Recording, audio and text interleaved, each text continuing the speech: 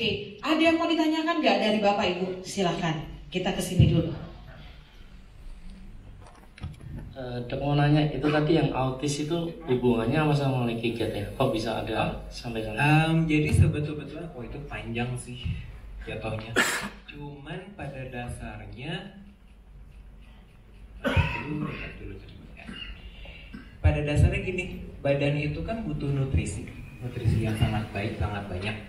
Ketika makanannya itu tidak bisa diserap dengan baik, tidak bisa dicerna dalam arti di breakdown menjadi sesuatu yang bisa diterima sama badan, si racun itu akan menimbulkan peradangan di mana-mana, terutama di daerah otak sebetulnya. Tapi directly-nya sebenarnya bukan dari leaky gut itu hanya memperparah jatuhnya. Jadi kalau misalkan, soalnya kebetulan dua ponakan saya autis sih, jadi begitu kita benerin makanannya, kita istilahnya masuk supply probiotika lagi, lumayan turun. Jadi saya sekarang sampai bisa kuliah di ITB gitu. Padahal awalnya tuh nggak bisa banget gitu, nggak bisa komunikasi, nggak bisa nahan emosi. Cuman kalau mau baca lebih detail ada bukunya, namanya GAPS, Gut and Psychology Syndrome. Itu dijelasin banget dengan detail. Jujur nanti kita ngobrol pribadi deh Pak, soalnya ada satu bahasan yang nggak bisa dibahas secara publik. Cuman intinya adalah makanan itu akan menyebabkan peradangan di dalam badan. Nah peradangan itu tidak mengumpulnya di mana? Biasanya sih kalau misalkan di anak-anak normal yang bukan autis, begitu ada leaky gut, hal yang paling dikeluhin sama ibunya adalah susah konsen. Karena peradangannya memang bikin anak-anak itu jadi hyper. Gitu. Jadi kalau mau bahas detailnya kita ngobrol dulu. Oke, jadi nanti ngobrol langsung sama Dokter Prama ya. Oke, ada lagi nggak dari ibu-ibu dan bapak-bapak yang mau ditanyakan? Mumpung Dokter Prama lagi bareng-bareng sama kita malam hari ini. Ada lagi? Oke, baik Pak. Biar kedengaran saya bawa mic-nya ke sana.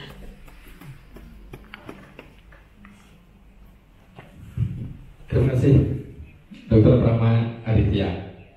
Sekarang ini sedang ngetren food supplement yang mengandung probiotik.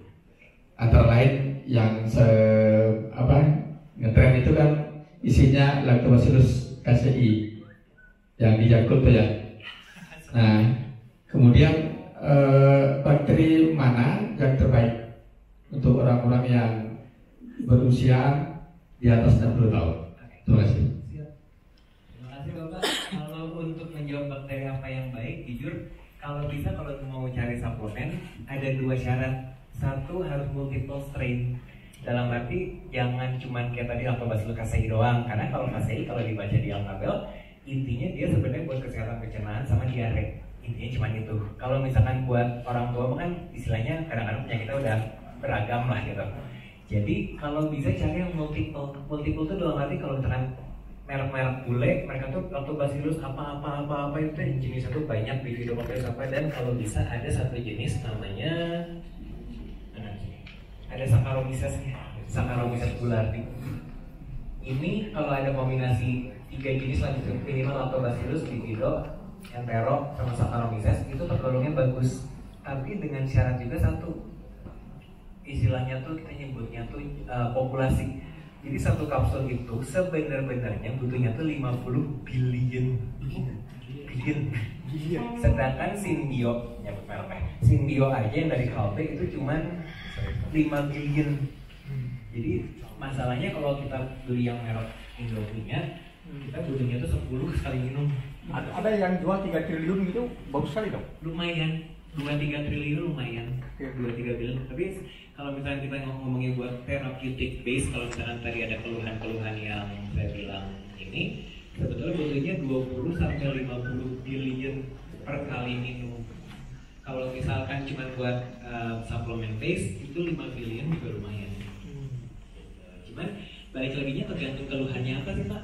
Kalau misalkan yang saya pakai misalnya buat pasien-pasien yang ada masalah keputihan, biasanya saya pakainya yang Luperi, Lactobacillus Luperi sama Lactobacillus rhamnosus. Jadi tergantung banyak banget keluhannya. Kalau misalkan saya tipe yang gampang ngomong, Lactobacillusnya Kangaroo gitu. Jadi masing-masing strain probiotik itu punya fungsinya masing-masing. Makanya mendingan kalau daripada ribet, jadi aja yang banyak jenisnya. Nanti kalau misalkan, oke dok, saya udah sebulan pakai merek A, ini udah bulan depan beli merek lain yang jenisnya beda-beda. Jadi makin diversity, makin banyak, makin aromanya makin banyak, makin bagus. Baik Pak. Ada satu lagi Pak. Satu lagi. Rata-rata setiap live itu berapa bulan?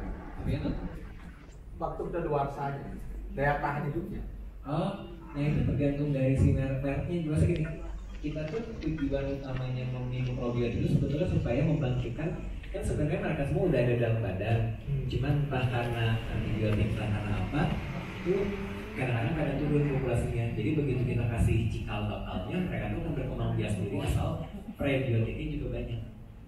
Jadi kalau kita ngomongin prebiotik, tetap yang paling bagus itu ini. Kalau Cicorirut sama Jerusalem Jam kita nggak ada, jadi baru kemudian link, garlic, wortel, sama kunyit yang bagus. Sama jikama itu membuat, jadi membuatnya yang bagus buat makanan probiotik. Tapi jangan pakai gula ya, apa jadi jangan dulu gula.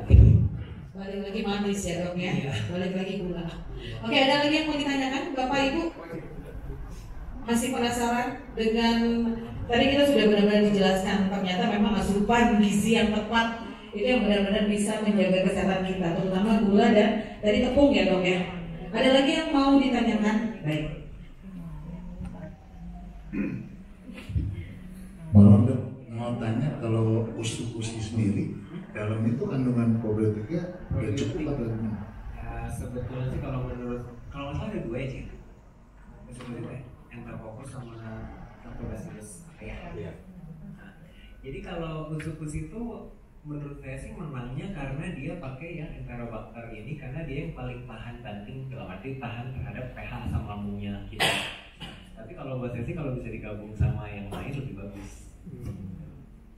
Soalnya yang tadi saya bilang, kalau cuma 2-3 strain jangka panjang dia akan kurang bagus. Oh iya, saya lupa ngomong, satu-satunya kontraindikasi atau istilahnya nggak boleh konsumsi probiotik itu kalau ada kondisi imunokompromis. Jadi kalau yang HIV, yang AIDS itu masih didebati karena kita ngasih bakteri ke badannya seseorang, takutnya kekebalan tubuhnya ngedrop, malah jadi sesuatu yang parasit daripada yang simbiotik, daripada yang menguntungkan. Malah jadi kontra ke badannya dok ya? Iya. Baik, ada lagi Bapak Ibu? Sudah cukup jelaskah untuk materi kita? Masih ya kok? Silakan kok. Satu kali lagi. Bentar kok, perjalanan saya.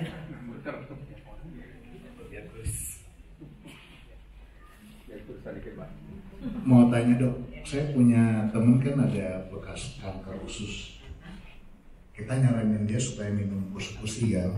Cuma dia sampai satu titik tuh kayak trauma. Wah, gue udah gak berani konsumsi nih.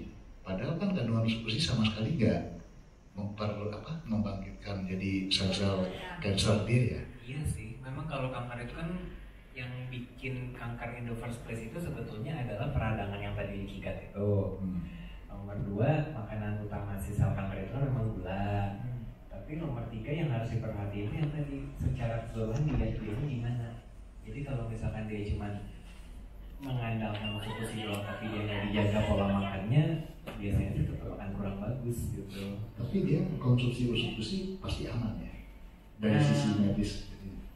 Jujur sebetulnya masih dalam perdebatan. Kalau jadi namanya dunia kedokteran itu kan pasti ada yang bilang ada yang pro, ada yang kontra gitu pada dasarnya. Cuman so far terhadap si probiotik yang dipakai di usus itu di penelitian itu aman so far. Cuman kalau untuk kanker ususnya di belakang apa? Kanker ususnya besar atau kecil atau? Udah sempat operasi stadium 4 sih, udah operasi. Udah nggak kemo setahun, udah stop. Besar itu besar. Oke, kalau misalkan sebetulnya kalau cowok, saya teman bapaknya pria. Pria, udah usia.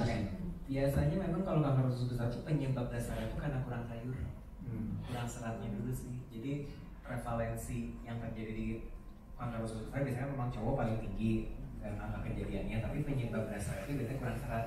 Jadi saya itu kan teori zaman Babala akhirnya kita dikembangin, ya kan memang karena kurang probiotik sebetulnya.